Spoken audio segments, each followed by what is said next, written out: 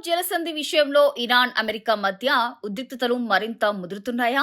ఇప్పటికే పశ్చిమాసియాలో నెలకొన్న ఉద్రిక్తత పరిస్థితుల నేపథ్యంలో హర్ముజ్ పై ఇరాన్ వైఖరి ఇప్పుడు ప్రపంచ దేశాలను ఆందోళనకి గురిచేస్తుంది.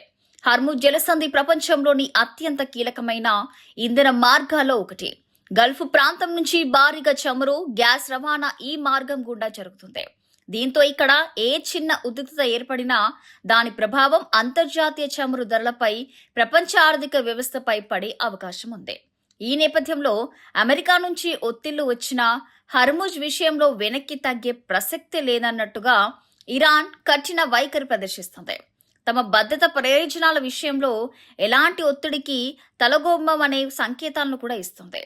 మరోవైపు హర్ముజ్ ప్రాంతంలో పరిస్థితులను అమెరికా నిశితంగా గమనిస్తుంది. ఈ ప్రాంతంలో ఉద్రిక్తతలు పెరిగితే తమ మిత్రదేశాలు అంతర్జాతీయ వాణిజ్యంపై ప్రభావం పడకుండా ఎలాంటి చర్యలు తీసుకోవాలన్న దానిపై అమెరికా వ్యూహాలు రచిస్తుంది.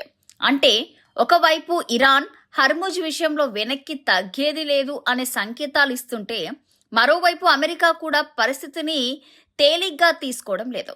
మరి ఈ ఉద్రిక్తతలు మాటల యుద్ధానికే పరిమితం అవుతాయా, లేక హర్ముజ్ కేంద్రంగా మరోసారి భారీ సంక్షోభానికి దారితీస్తాయా అనేదే ఇప్పుడు ప్రపంచ దేశాల్లో ఉత్కంఠ రేపుతోంది.